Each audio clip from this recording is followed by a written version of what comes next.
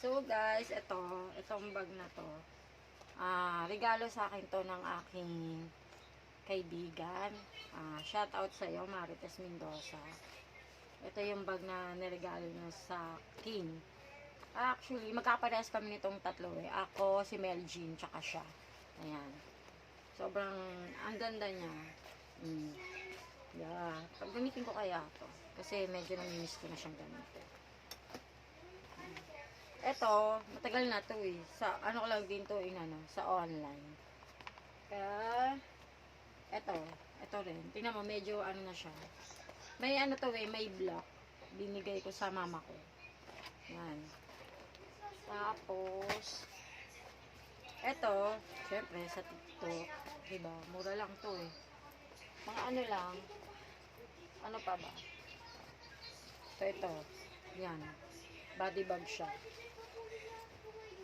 Ginagamit ko rin to pag papasok ako, pag trip ko lang, ayan. And then, ito, favorite ko to. Itong bag na to, favorite ko to. Ayan, binili ko to sa manager namin sa Treasury. Ayan, Sir Marvin, thank you for this beautiful bag. Ayan, ang tibay niya, diba? Medyo ano lang kasi siya, mabigat. Pero hindi kasi, ano kasi yung loob niya, oh. Parang hindi magugusot yung mga, ano mo. Ano pa ba?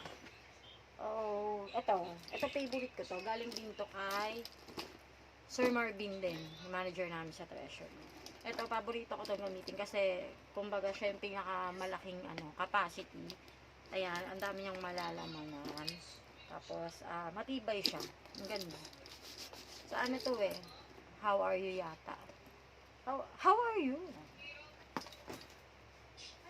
Then, lastly, ito yung ginagamit ko ngayon pagpapasok ako sa work.